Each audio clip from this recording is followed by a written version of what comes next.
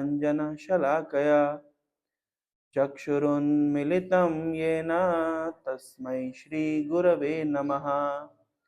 नमः ॐ विष्णुपादाय कृष्णपृष्ठाय भूतले श्रीमते भक्तिवेदान्त स्वामिन् इति नामिने। नमस्ते सारस्वती देवे गौरवाणी प्रचारिणे निर्विशेष शून्यवादी पाश्चात्य देश तारिणे।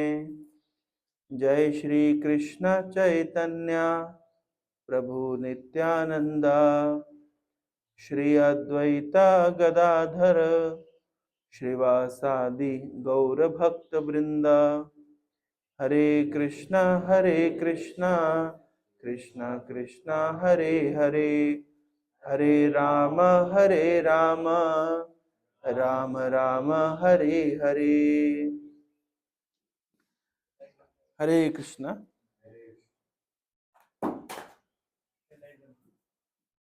मेरा सौभाग्य है कि मुझे आप सभी के बीच में प्रभु जी ने हरि कथा करने का आदेश दिया है। तो एक प्रसंग हम चर्चा करते हैं श्रीमद् भागवतम से। भगवत गीता में 5 विषय वस्तुओं की चर्चा की गई है। क्या क्या विषय वस्तु हैं भगवत गीता में? किन किन विषयों पर चर्चा की गई है? ईश्वर, जीव, प्रकृति, काल और कर्म। ये 5 विषय हैं जिसमें भगवत गीता चर्चा करती है। तो जिस प्रकार से भगवत गीता में 5 विषय हैं, उसी प्रकार से श्रीमद् भागवत के 10 विषय हैं। सर्ग, विसर्ग, स्थान, पोषणम, ऊति, मनवंतर, ईशानु कथा, निरोध, मुक्ति, आश्रय। ये 10 विषय वस्तु हैं भागवत के। तो इसमें से एक विषय है, इसको कहते हैं पोषण। तो मैं उसके विषय में आप सभी को कुछ बताना चाहूंगा। भगवान किस प्रकार से पोषण करते हैं? पोषण समझते हैं? पोषण क्या होता है? पोषण नरिशमेंट। हाँ, नरिशमेंट। तो भगवान अपने भक्तों का पोषण करते हैं। पोषण भी 2 प्रकार का होता है। एक सामान्य पोषण होता है, एक विशेष पोषण होता है। सामान्य पोषण और विशेष पोषण। सामान्य पोषण अर्थात हर जीव का भगवान पालन पोषण करते हैं। जो जीव भगवान की शरण स्वीकार नहीं करते, उनके लिए भी भगवान ने भोजन पानी इत्यादि की व्यवस्था करी है। जो जंगलों में हाथी रहते हैं, उन्हें 50 किलो 100 किलो भोजन चाहिए हर दिन, लेकिन वो ना ही किसी मस्जिद में जाते हैं, किसी चर्च में जाते हैं, किसी मंदिर में जाते हैं, फिर भी उनको भोजन प्राप्त हो जाता है। किसने व्यवस्था करी है? भगवान ने उनके लिए व्यवस्था करी है।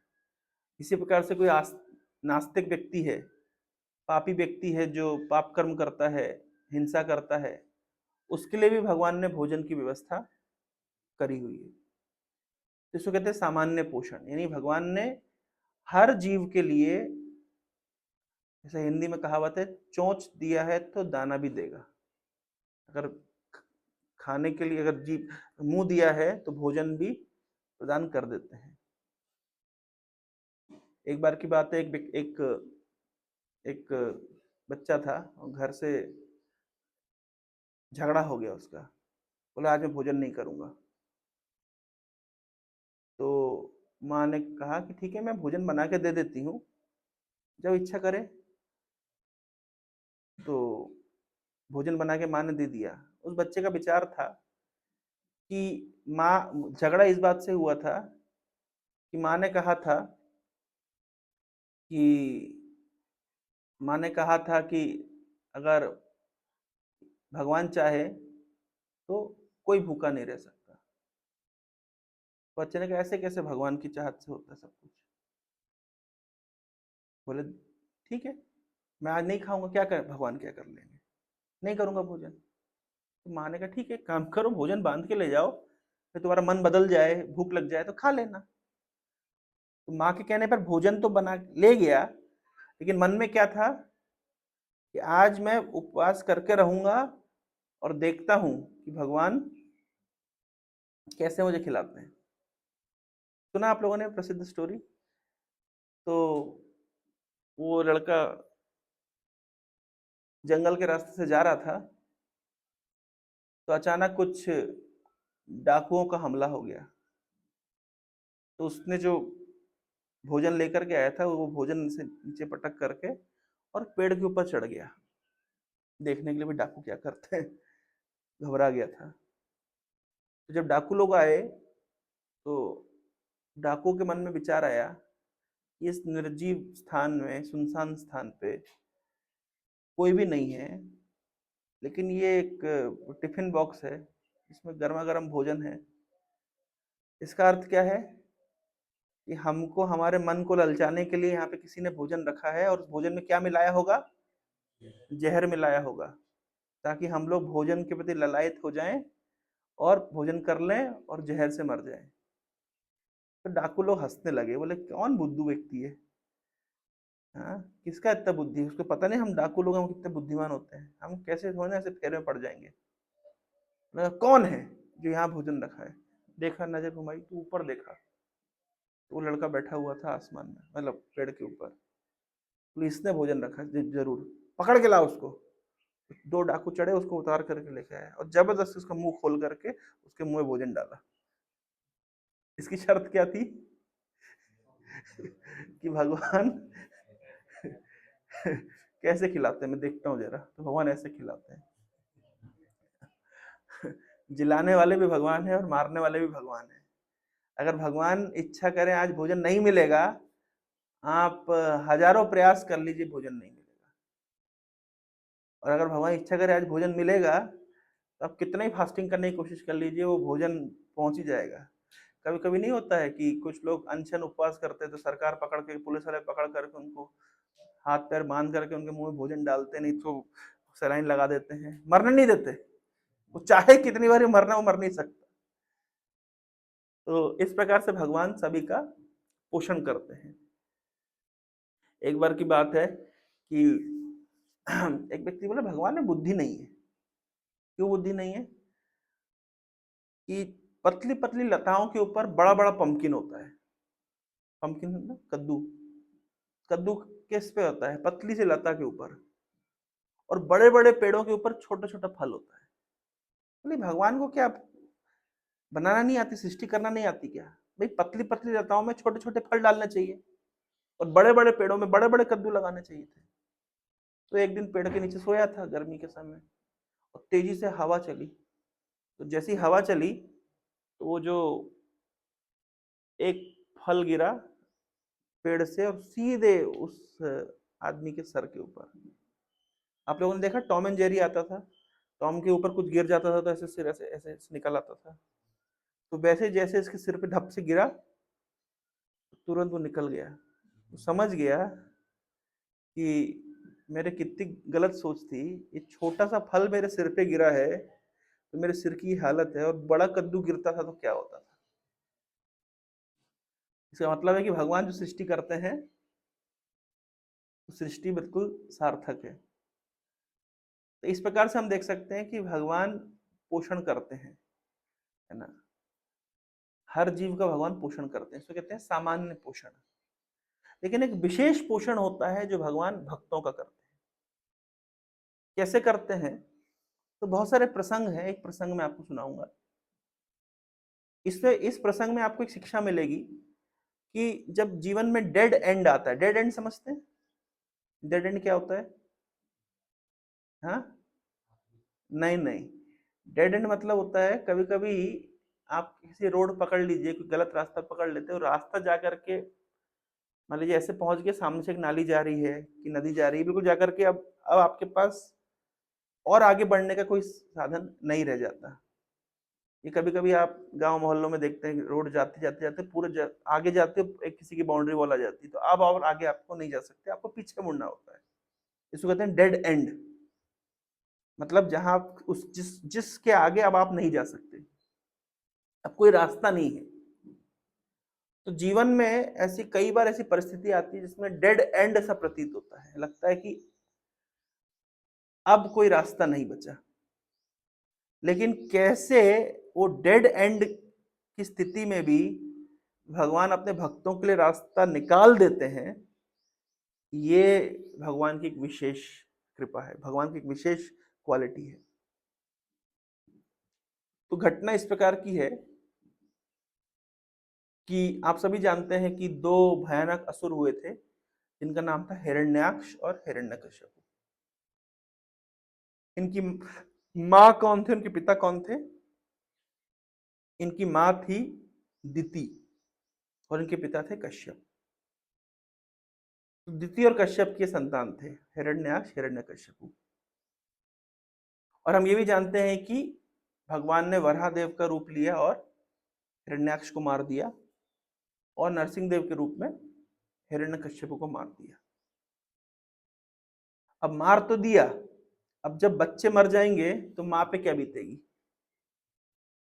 निश्चित रूप से बहुत माँ को दुख लगा। और माँ को दुख लगा, लेकिन माँ को भगवान विष्णु के ऊपर क्रोध नहीं आया, क्योंकि माँ का कहना है कि भगवान विष्णु तो समभाव रखते हैं, सबके प्रति वो सम है।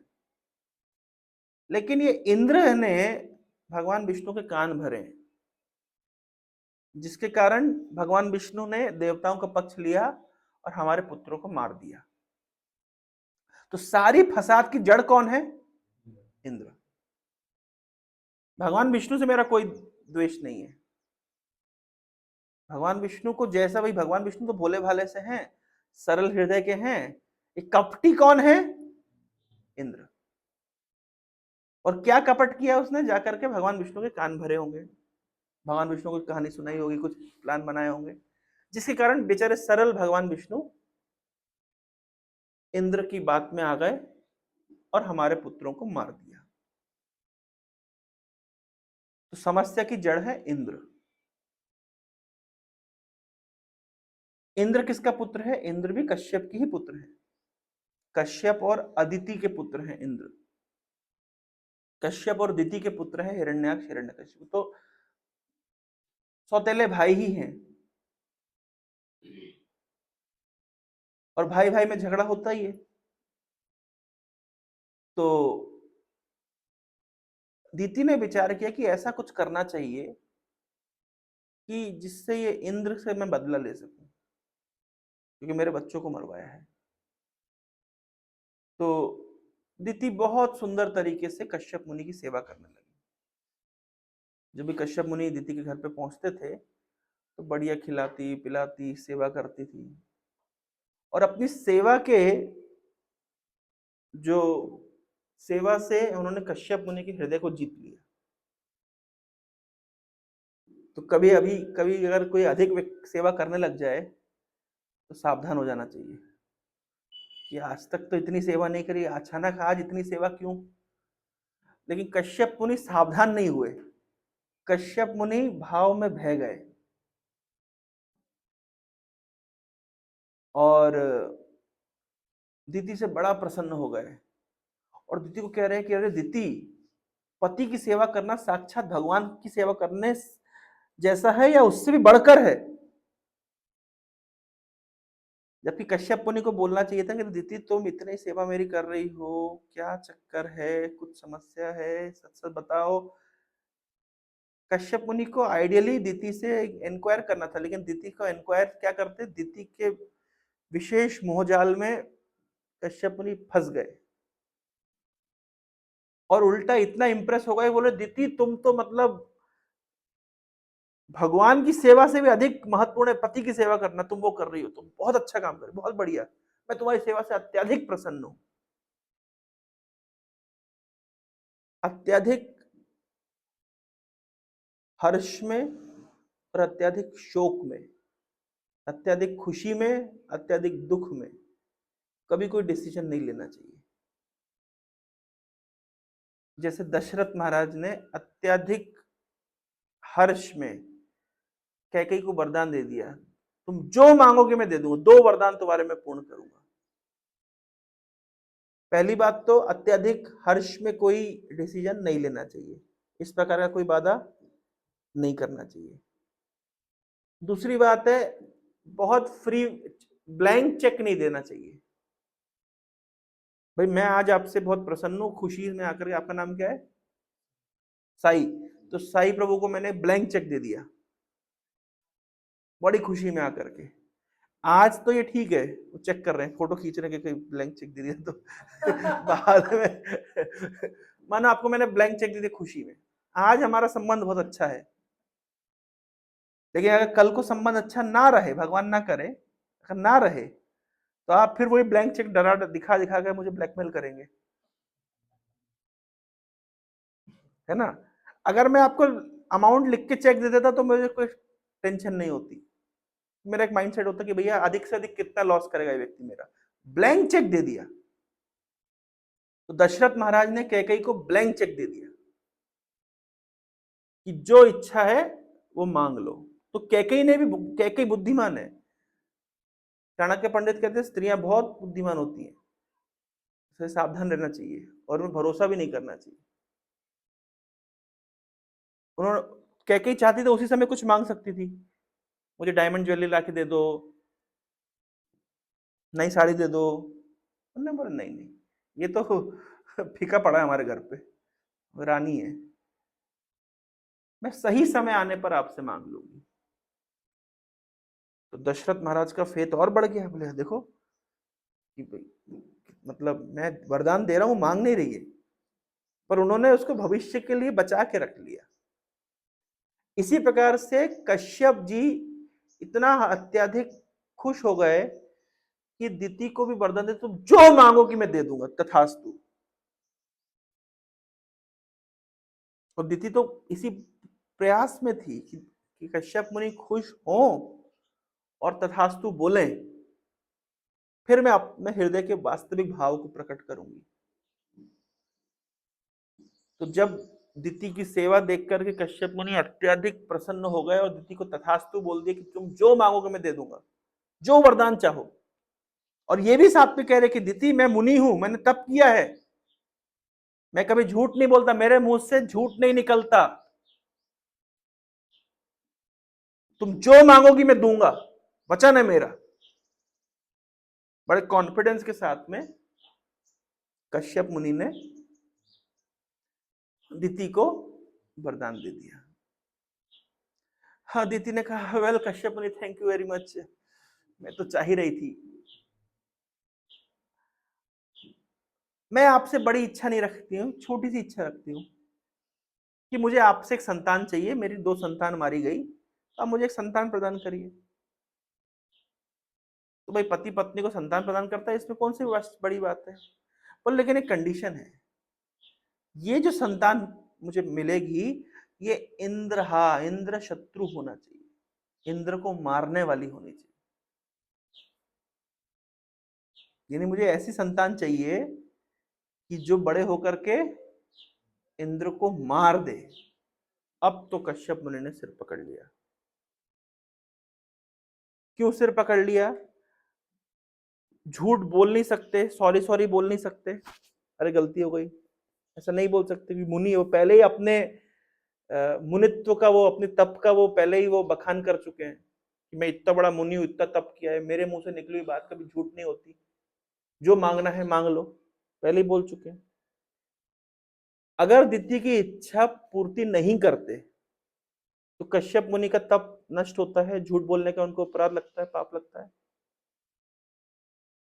और अगर दिति की इच्छा को पूरी करते हैं तब क्या होगा?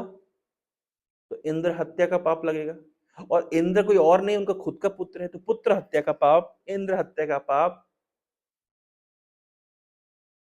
इसको कहते हैं। अब क्या करें बेचारे, इसको कहते हैं डेड एंड सिचुएशन, अब कुछ नहीं कर सकते। अच्छा, अब जो संतान होगी, और वो तो पहले से पहले से वो जेनेटिकली मॉडिफाइड है, अगर वो संतान होगी तो वो इंद्र का शत्रु बनेगी, इंद्र की हत्या करेगी, तो उसका लाइफ का गोल भी क्या रह गया? भाई भागवत कहती है कि संतान होनी चाहिए, संतान को ट्रेन करना चाहिए भगवान की भक्ति करने के लिए। अभी कश्यप मुनि को ट्रेनिंग देनी पड़ेगी संतान को कि कैसे इंद्र को मारे, तो संतान का क्या भविष्य होगा? और बेचारे इंद्र का क्या भविष्य है? ये चारों के जीवन में डेड एंड आ गया। कश्यप मुनि के जीवन का डेड एंड है, कोई इनको राह नहीं मिल रही है, अब क्या करें, फंस गए। दिति जो ये इतने शत्रुत्व भाव के साथ में इस प्रकार की इच्छा प्रकट करी, दिति का भी क्या भविष्य है? इतना शत्रु, तो इतना हृदय में विष भरा हुआ है। जो दिति और कश्यप की संतान होगी उसके लिए भविष्य निर्धारित है कि भाई ये तो मारेगा ही, तो उसका और क्या भविष्य रह गया? भाई जो बचपन से ही जो पैदा ही इसलिए हुआ है कि वो ओसामा बिन लादेन बनेगा, पैदा ही इस उद्देश्य से हुआ है, तो क्या भविष्य उसका? भविष्य भी तो फिर मरेगा भी ना, मारेगा तो मरेगा भी। और कोई महान कार्य के लिए थोड़ा ना मरेगा, कोई शहीद भगत सिंह थोड़ी ना जो देश के लिए मर रहा है। तो अपने मां की निजी दुष्शत्रुता निकाल रहा है, बदले की आग से भाइयों की हत्या हो गई तो भाइयों की बदले की आग से जूझ रहा है। तो और साथ में इंद्र का भविष्य क्या? बेचारा इंद्र शांति से शासन करता, लेकिन इंद्र अब हम सब हर समय उसका दिल दुख दुख दुख दुख बेचारा का होता रहेगा। तो इन सभी के सिचुएशन में क्या आ गया? Dead and. अब क्या करें? तो जब कुछ नहीं होता है, जब कुछ नहीं कर सकते, तो क्या करना चाहिए? जब सिचुएशन डेड एंड आ जाए जीवन में, तब क्या करना चाहिए? जब कुछ कर नहीं सकते, जैसे कहते हैं, किसी ने पूछा कि आप जंगल में जा रहे हैं, आपके सामने शेर आ जाए, आप क्या करेंगे? बोले हम कुछ नहीं करेंगे, अब जो करेगा शेर करेगा, क्योंकि हम कर भी क्या सकते हैं। अब जो करेगा शेर करेगा, अब हमारे हाथ में कुछ नहीं है। इसी प्रकार जब डेड एंड सिचुएशन आ गया, अब हम क्या करें? जो करेगी सिचुएशन ही करेगी। तो भक्त लोग जब कुछ आश्रय नहीं मिलता तो क्या करते हैं?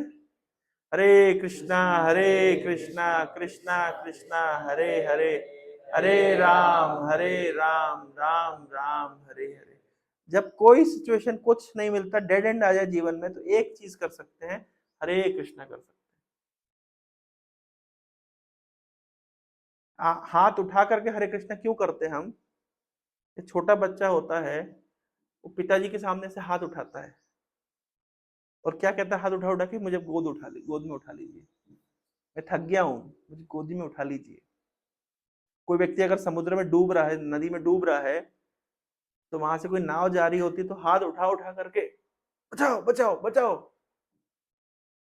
तो जब भक्त लोग हाथ उठा करके हरे कृष्णा कर रहे हैं, मतलब क्या? अब ये डेड एंड आ गया है, मेरे लाइफ में ऐसी सिचुएशन आ गई है कि मुझे अब कोई उसका और छोर नहीं दिखाई दे रहा है। अब एकमात्र और छोर होगा आप बचाइए, और कोई। द्रौपदी की रक्षा भगवान ने कब तक नहीं करी? जब तक एक हाथ से द्रौपदी साड़ी पकड़ रही थी, एक हाथ से उठा रही थी, भगवान ने नहीं सहायता करी। जब द्रौपदी कन्विंस हो गई कि ये एक हाथ से मैं कब तक साड़ी को संभालूंगी, मेरी इतनी शक्ति नहीं है जितनी दुशासन की शक्ति है, तो उधर से भी, जब वहां से भी वो, अभी तक वो कन्विंस नहीं थी डेड एंड है, क्योंकि अभी तक भी लग रहा था कि शायद मेरे बाहुबल से मैं अपनी साड़ी बचा सकती हूँ। लेकिन जब दोनों हाथ छोड़ करके और सीधे भगवान के सामने समर्पण कर दिया, और उस डेड एंड सिचुएशन में फिर भगवान ने द्रौपदी की रक्षा करी। और ऐसा नहीं कि केवल कश्यप मुनि के जीवन में डेड एंड आया है, कि इंद्र के जीवन में डेड एंड आया है, कि द्रौपदी के जीवन में डेड एंड आया है। हमारे जीवन में भी डेड एंड आते हैं, कई बार डेड एंड आते हैं। ऐसा लगता है कि अब कोई रास्ता नहीं बचा है, अब कोई और छोर नहीं बचा है। और जब ऐसी परिस्थिति में हम फंसेंगे, तब क्या करना चाहिए? तब भगवान का और भक्तों का आश्रय लेना चाहिए। तो इस सिचुएशन में कश्यप मुनि ने क्या किया? कश्यप मुनि ने भगवान से प्रार्थना करी कि भगवान मुझे बचाइए। मैं हाँ भी नहीं बोल सकता और ना भी नहीं बोल सकता हूं, निगलते बनता नहीं है, थूकते बनता नहीं है। वो हड्डी अटक गई बिल्कुल गले में, क्या करूं मैं, डेड एंड। अब मेरे हाथ में कुछ नहीं है, अब जो है आपके हाथ में, आप बचाइए। तो भगवान से प्रार्थना करी कश्यप मुनि ने, और जब भगवान से प्रार्थना करते हैं तो भगवान ने गीता में कहा है, तेषा हम समुद्धरता मृत्यु संसार सागरात भवामी न चिरार्थ पार्थ मई आवेशित चेतसाम। कोई व्यक्ति अगर अपनी चेतना को मुझ में आवेशित करता है तो तेषाहम समुद्धरता मृत्यु संसार सागरात, मैं इस मृत्यु संसार के सागर से उनका उद्धार करता हूं जिन्होंने अपनी चेतना को मुझ में आवेशित कर किया है। और भवामी ना चिरार्थ पार्थ, ऐसा नहीं कि बहुत समय लगाता हूं। किसी ने मीम भेजा था 2-4 दिन पहले, बोले सच ही कहा है किसी ने कि भगवान की खैर देर है अंधेर नहीं। बोले क्या प्रमाण है? बोले सर्दी के मौसम में प्रार्थना करी थी कि टंकी से नल से गर्म पानी आए, आज वो प्रार्थना पूरी हो गई। हो गई ना। दिसंबर के महीने में हमने प्रार्थना क्या करी थी कि भगवान नल की टोटी से गर्म पानी आए। अभी अप्रैल महीने में आ रहा है ना, इसका क्या है, भगवान के घर में देर है अंधेर नहीं। मानते हैं भगवान प्रार्थना सुनते हैं, मानते हैं इस बात को, बहुत जल्दी सुन लेते हैं। 4 महीने के अंदर सुन ली भगवान ने प्रार्थना। अब प्राइम मिनिस्टर को लेटर लिखिए, 2-2 साल तक अपॉइंटमेंट नहीं मिलता है, लेकिन भगवान 4 महीने में आपकी प्रार्थना सुन ली है। तो इसलिए भगवान कह रहे ना चिरार्थ पार्थ, मैं बहुत समय नहीं लगाता हूं, जल्दी सुन लेता हूं अपने भक्तों की प्रार्थना। तो कश्यप मुनि ने प्रार्थना करी भगवान से, और भगवान ने इमीडिएटली कश्यप मुनि के हृदय में प्रेरणा कर दी, मत्ता स्मृतिर ज्ञानम अपोहनम। ऐसा नहीं कि भगवान डेड एंड से निकालने के लिए खुद आके ऐसे हाथ पकड़ के ऐसे दिखाई देगा आपको कि हाँ भगवान आ रहे हैं, हाथ पकड़ के लेके जा रहे हैं। ऐसे हो सकते हैं, जैसे तुकाराम महाराज की जो पत्नी थी है ना, उनकी सही लीला आती है ना कि भगवान उनके पैर में से कांटा निकाल रहे हैं। भगवान चाहे फिजिकली प्रेजेंट होकर के आकर के अपने भक्तों के पैर में से कांटा निकाले, या भक्तों के हृदय में ऐसी प्रेरणा कर दें जिससे भक्त उस कठिन रास्ते को पार कर जाए, दोनों समान है, कोई अंतर नहीं है। तो इमीडिएटली भगवान ने कश्यप मुनि के हृदय में प्रेरणा दी। क्या प्रेरणा दी? कश्यप मुनि ने कहा, दीति निश्चित रूप से तुम्हारे मनोकामना पूर्ण होगी, लेकिन मनोकामना पूर्ण करने के लिए तुम्हें भगवान विष्णु का तप करना पड़ेगा। तो दीति तो बहुत उत्साही थी। अगर हम किसी को बोले कि आप भगवान का तप, भगवान की भक्ति करिए जिससे आप भगवत धाम जाएंगे, तो शायद उतनी इंटेंसिटी के साथ वो भक्ति नहीं करेगा। लेकिन अगर किसी से झगड़ा है, किसी से द्वेष है, और फिर आपको बोला जाए कि आप भक्ति करिए और आपको शक्ति प्राप्त होगी जिससे आपको, जिससे द्वेष है उसको आप अपनी मुट्ठी में कर सकते हैं, तो आप भक्ति बड़ी ज्यादा इंटेंसिटी से करेंगे। नारद मुनि ने कहा है भागवतम के 7वें स्कंद में कि प्रेम से जितना व्यक्ति की भक्ति में इंटेंसिटी नहीं होती, द्वेष से अधिक होती है। जितनी इंटेंसिटी गोपियों की नहीं थी, उससे अधिक इंटेंसिटी शिशुपाल की थी। गोपियां तो फिर भी कृष्ण को भूल सकती थी, लेकिन शिशुपाल नहीं भूल सकता था। अब देखिए, हम जिससे प्रेम करते हैं उसकी स्मृति इतनी नहीं रहती हमको, जिससे ईर्ष्या होती है हमारी, उससे ज्यादा हमारे हृदय में आग जलती है, तो हमेशा स्मरण में रहता है। तो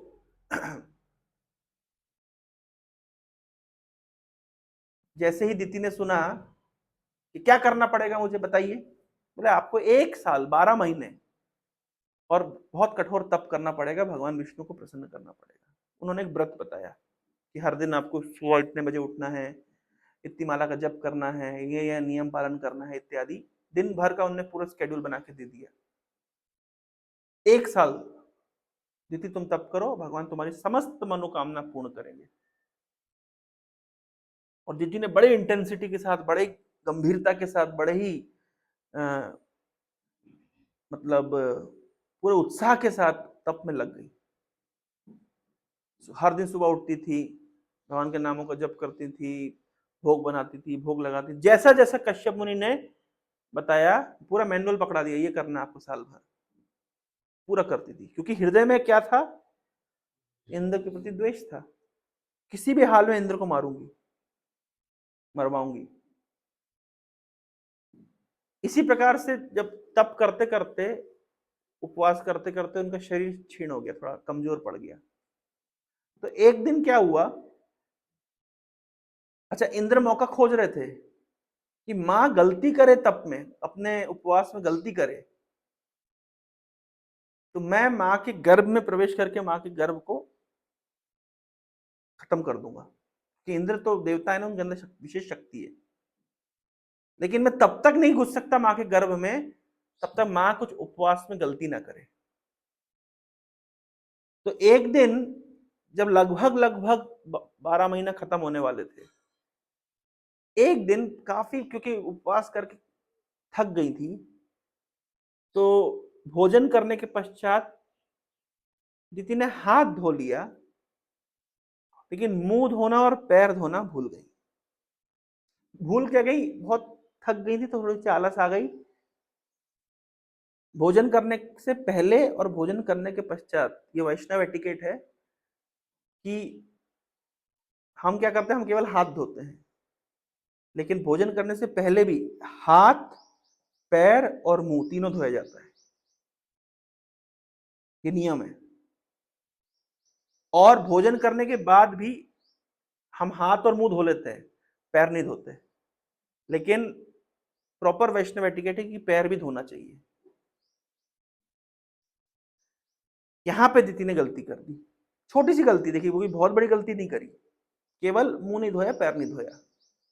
लेकिन इंद्र तो छोटी सी गलती खोज रहे थे कि हमारी मां छोटी सी गलती करें और हम उनके गर्भ में प्रवेश कर जाए। और जैसे ही देखा कि, और इंद्र वैसे घबराए हुए थे निश्चित रूप से, तो जैसे उन्होंने देखा कि मां ने गलती करी है, मां के गर्भ के अंदर प्रवेश कर गए। और इंद्र अपने वज्र से, उसमें ऐसे 6 उसके ये धार है, तो 6 धार को जब करेंगे तो क्या होगा, वो 7 भागों में विभक्त हो गया। तो इंद्र ने अपने वज्र से दिति के गर्भ में प्रहार किया और गर्भ 7 भागों में विभक्त हो गया, 7। और आश्चर्य की बात यह है कि 7 के 7 बच्चे मरे नहीं, सभी में एक एक आत्मा प्रवेश कर गई, 7 के 7 बच्चे मरे नहीं। और ये रोने लगे, जैसे रोने लगे, अब आप उस विज्ञान पे मत जाइए कि कैसे इंद्र प्रवेश किए, कैसे गर्भ मार दिए, कैसे गर्भ 7 भाग में विभक्त हो गया, कैसे वो रोने लगे। देवताओं की बायोलॉजी मनुष्यों की बायोलॉजी से अलग होती है। हम मनुष्य वाली बायोलॉजी देवताओं के सिस्टम में पुट करेंगे तो फालतू दिमाग लगाएंगे, आंसर कुछ नहीं मिलेगा। एक्चुअली शास्त्रों को सुनने का तरीका होता है, 2 तरह से शास्त्र सुने जाते हैं।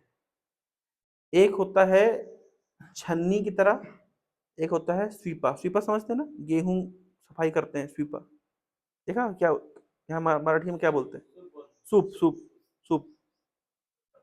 तो छन्नी की तरह शास्त्र कौन सुनते हैं, छन्नी की तरह शास्त्र सुनना मतलब क्या होता है कि काम की चीज सब निकल जाती है, कचरा रह जाता है।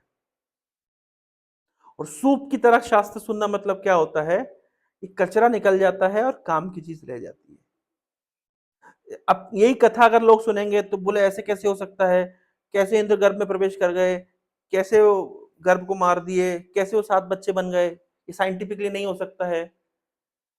इसका मतलब है कि वो कथा का एसेंस नहीं पकड़ के क्या पकड़ रहे हैं, कचरा पकड़ रहे हैं। तो ये सुनना कैसा हुआ, छन्नी की तरह। हमें सुनना चाहिए सूप की तरह, मतलब काम की चीज क्या है, लेसन क्या है। हाँ ठीक है, हुआ होगा भाई, इंद्र घुस गए, मार दिए, काट दिए, शिक्षा क्या मिल रही है, शिक्षा क्या है, सार क्या है। तो हमें सार पकड़ना चाहिए। तो जैसे इंद्र प्रवेश किए और शिशु को, मतलब गर्भ को प्रहार किए, तो गर्भ 7 भागों में विभक्त हो गया और रोने लगे। जब रोने लगे तो इंद्र और घबरा गए, डर गए। और डर व्यक्ति को हिंसा करने के लिए प्रेरित करता है। कुछ साल पहले ये हैदराबाद की घटना है, कि एक लड़की का रेप किया कुछ लोगों ने, और जब वो चीखने चिल्लाने लगी तो उसको पेट्रोल डाल के जला दिया। ये 2 साल पहले की घटना है। भाई तुमने रेप किया, रेप करके भाग जाओ ना। रेप करके उसको जलाने की आवश्यकता क्या थी? क्योंकि वो चीख रही चिल्ला रही थी। चीखने चिल्लाने से क्या हुआ, इनका भय आ गया, और जब भय आ गया तो भय ही हिंसा को प्रेरित करता है। हम देखते हैं एक धर्म है जो हमेशा हिंसक रहता है, क्योंकि उनके धर्म में एक ही चीज सिखाई जाती है, अल्लाह से भय करो, डरो डरो डरो। ये नहीं करोगे तो नरक में जाओगे, जहन्नुम की आग में सड़ोगे। तो उनके धर्म में भय प्रधान है। अगर ये नियम का पालन नहीं करोगे तो नरक में जाओगे। तो भय प्रधान है, इसलिए उनका पूरा जो धर्म है वो हिंसा प्रधान है। लेकिन हमारे धर्म में भय प्रधान नहीं, हमारे धर्म में प्रेम प्रधान है। कोई ये बोलता है विठ्ठल जी से भय करो, नहीं, क्या बोलते हैं, जैसे प्रेम करो, की सेवा करो। तो हमारे धर्म में प्रेम प्रधान है, उनके धर्म में भय प्रधान है, और इसलिए हमारा धर्म अहिंसक है। हिंसा नहीं है यहाँ पे, उनके धर्म में हिंसा है। तो भय ही हिंसा को प्रेरित करता है। तो इंद्र जैसी जैसी 7 जो शिशु थे ये गर्भ में रोने लगे, इंद्र घबरा गया कि कहीं मैं पकड़ा ना जाऊं। तो और हर 7 के ऊपर एक एक बार वज्र का प्रहार कर दिया। लेकिन आश्चर्य की बात है, फिर वो मरे नहीं, और वो 7 भाग में विभक्त हो गए। तो 7 into 7 कितने हो गए, 49। और 49 के 49 मरे नहीं, सब रो रहे हैं। इंद्र समझ गया कि भैया हमें मारने की शक्ति मेरी नहीं है। जब सुखदेव गोस्वामी कथा सुना रहे थे परीक्षित को, तो परीक्षित बड़े आश्चर्यचकित हुए। इंद्र के वज्र ने गर्भ पे प्रहार किया, फिर भी शिशु मरे नहीं, ऐसा कैसे? तो सुखदेव गोस्वामी कहते हैं, तुम्हारी माँ के गर्भ में तो ब्रह्मास्त्र प्रहार किया था, तुम भी तो तब भी तो तुम बच गए ना, तुम्हें किसने बचाया? तो जिसने तुम्हें बचाया उसने ही इन शिशुओं को बचाया। तो तो 49 हो गई, और ये रो नहीं रहे, मतलब ये डर, मतलब ये रो रहे हैं। तो जब रो रहे हैं तो इंद्र ने बोला, अरे मत रो मत रो, क्योंकि अब समझ गया मार तो मैं सकता नहीं हूं। मारुदा मारुदा, मत रो मत रो मारुदा। तो इन 49 के 49 का नाम पड़ गया मारुद। मारुदा मतलब मत रो, मरुदगण। और डिलीवरी का समय हो गया, ये 49 + 1, 50 बाहर आए। अभी कैसे इनकी डिलीवरी हुई अपन इस पे नहीं जाएंगे डिटेल में, बायोलॉजी वो जो आप देवताओं के लोक में जाएंगे तो वहां बायोलॉजी टीचर पढ़ा देंगे आपको। 49 + 1। अब दीति बड़ी आश्चर्यचकित कि मैंने तो एक पुत्र की कामना करी थी, ये हो गए 49 + 1। बोले इंद्र, अभी दीति की भाषा बदल गई, बेटा तुम यहां कैसे? जिस इंद्र को मारने के लिए पूरा प्लान बनाया, अभी उसको बेटा करके संबोधित कर रही है। बेटा तात, तुम यहां कैसे? इंद्र ने कहा, मां जब से आपने व्रत किया है मैं बहुत घबराया हुआ था, और अपनी घबराहट के कारण मैंने सोचा कि मैं आपके गर्भ को नष्ट कर दूं। लेकिन भगवान विष्णु की शक्ति देखिए, आपके गर्भ नष्ट क्या हुए, आपने एक पुत्र की कामना करी, आपको 49 प्राप्त हुए। दीति कह रही है कि हाँ बेटा, मैंने भी बहुत गलत किया, मुझे इस तरीके से पश्चाताप की आग में, मतलब शोक क्या बोलते उसको, क्रोध की आग में नहीं जलना चाहिए था, मैंने गलती करी, है ना। क्या है, जीवन मरण तो सब भगवान के हाथ में है, क्यों हम अननेसेसरी एक दूसरे के प्रति ईर्ष्या द्वेष रखें। मुझे भी माफ कर दो बेटा। अभी देखिए, जो इंद्र को मारने के लिए इतना प्लान बनाई, पूरा 12 महीना तप किया, लेकिन 12 महीना भगवान विष्णु की भक्ति करने का फल देखिए कि दिति का हृदय परिवर्तन हो गया। जो दिति इंद्र को मारना चाहती थी, अब इंद्र को बेटा कहकर संबोधित कर रही है, इंद्र के साथ बड़ा क्लियर कम्युनिकेशन कर रही है, सॉरी बोल रही है। इंद्र की जान बची और दिति का हृदय परिवर्तन हो गया। अब प्रश्न उठता है, और मरुदगणों की जान बच गई, ये मरते इंद्र, मतलब ये इंद्र को मारते, ये मारे नहीं। अब रही बात कश्यप मुनि। कश्यप मुनि ने तो कहा था सभी मनोकामना पूर्ण हो जाएगी, तो अभी मनोकामना क्या है दिति की? कि इंद्र तुम भी रहो, मैं भी रहूं, हमारे बच्चे भी रहें। कश्यप मुनि ने जब वरदान दिया था तो कहा था कि तुम्हारी जो इच्छा है इंद्रहा वो पूर्ण हो। इंद्रहा के दो शब्द अर्थ होते हैं संस्कृत में। इंद्र का हनन करने वाला, इंद्र को मारने वाला, और दूसरा होता है अर्थ होता है इंद्र का फॉलोवर। दिति कह रही है बेटा इंद्र तुम तो स्वर्ग में रहते हो, यहाँ पे तो सब असुर लोग रहते हैं, और ये लोग यहाँ पे रहेंगे तो बैड एसोसिएशन में बिगड़ जाएंगे। मैं इनको यहाँ पे हॉस्टल में नहीं रखूंगी, तो अपने साथ बेस में ले जाओ। मतलब यहाँ पे रहेंगे तो बैड एसोसिएशन बिगड़ जाएंगे, इनको स्वर्गलोक में तुम अपने साथ रखो। तो इंद्र जिस आसन पे बैठते हैं, ये 49 मरुदगण इंद्र के साथ एक साथ बैठते हैं। तो जो इंद्र का हनन करने वाला था वो इंद्र का इंद्र फॉलोवर हो गया। तो कश्यप मुनि की बात भी झूठी नहीं हुई। और जो मरुदगण जो गलत संगति में पढ़ करके और पूरा डाकू और मतलब ये राक्षस बनने के लिए पैदा हुए थे, जिहादी बनने के लिए पैदा हुए थे, लेकिन देखिए इनका इनका जीवन में परिणत हो गया, असुरों की सभा में अब नहीं रहते, अब ये देवताओं के साथ में रहते हैं, अच्छे संग में रहते हैं। तो आप देखिए lose lose lose lose situation. ये लूज सिचुएशन कश्यप के लिए थी, ये लूज सिचुएशन दिति के लिए थी, ये लूज सिचुएशन इंद्र के लिए थी, ये लूज सिचुएशन मरुदगण के लिए थी। ये lose lose lose lose situation अभी win win win win situation में बदल गई। ये भगवान विष्णु की शक्ति, भगवान विष्णु की भक्ति का प्रभाव है।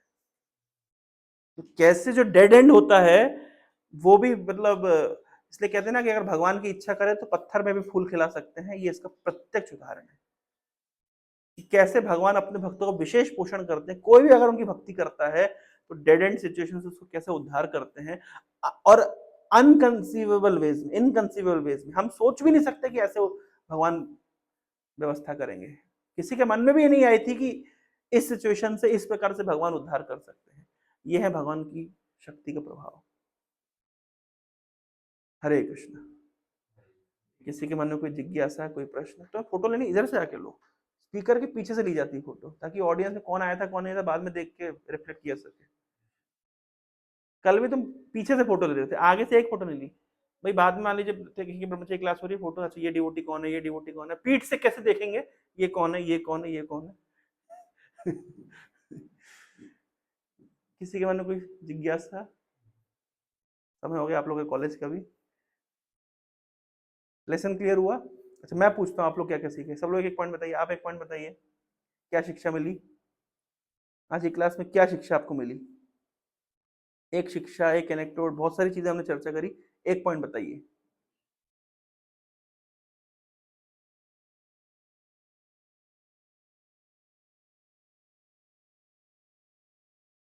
बताइए एक पॉइंट, मराठी में बोलिए।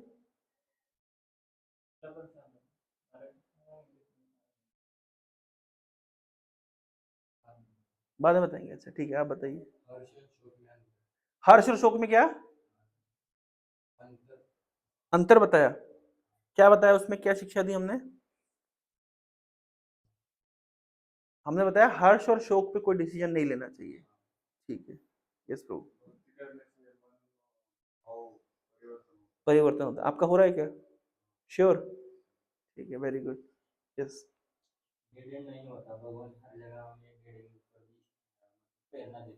तो क्या करना चाहिए डेड एंड में पहुंच जाए तो? हरे कृष्ण करना चाहिए। यस प्रभु।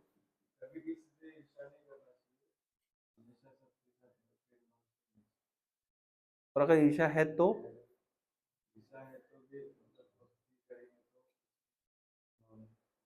परिणित हो जाए, कन्वर्ट हो जाए। Very good. यस प्रभु, बोलिए।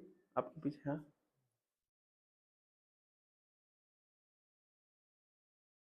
एक कोई पॉइंट बताइए।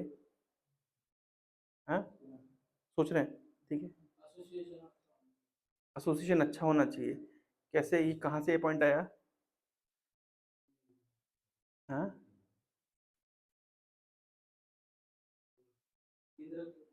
इंद्र, इंद्र का एसोसिएशन मिल गया किसको? मरुदगणों को। ठीक है, यस प्रभु। तो हमेशा अच्छे संग में रहना चाहिए और गुस्सा और ज़्यादा आनंद में डिसीजन लेना चाहिए। हाँ, डिसीजन नहीं लेना चाहिए। आपको कोई पॉइंट मिला लास्ट लास्ट में? ठीक है, हाँ बताइए, अब बताइए आप। शर्मा रहे हैं ठीक है, ग्रंथराज श्रीमद् भागवतम की जय, श्रील प्रभुपाद की जय। तो जी कुछ कहेंगे? बहुत बहुत धन्यवाद प्रभु जी, बहुत अच्छा। जो दीदी का इंद्र का जो कथा था, जिससे हमारे जीवन में जब कभी डेड एंड का सिचुएशन आता है तो किस प्रकार भक्ति हमें सब ऐसे परिस्थिति से ऊपर उठाती है और अच्छे मार्ग को सिद्ध करती है, इसके बारे में बता दिया। हम प्रभु का धन्यवाद देंगे एक बार हरे नाम बोलकर।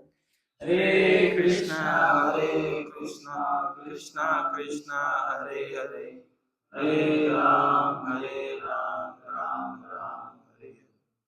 राम प्रभु की जय।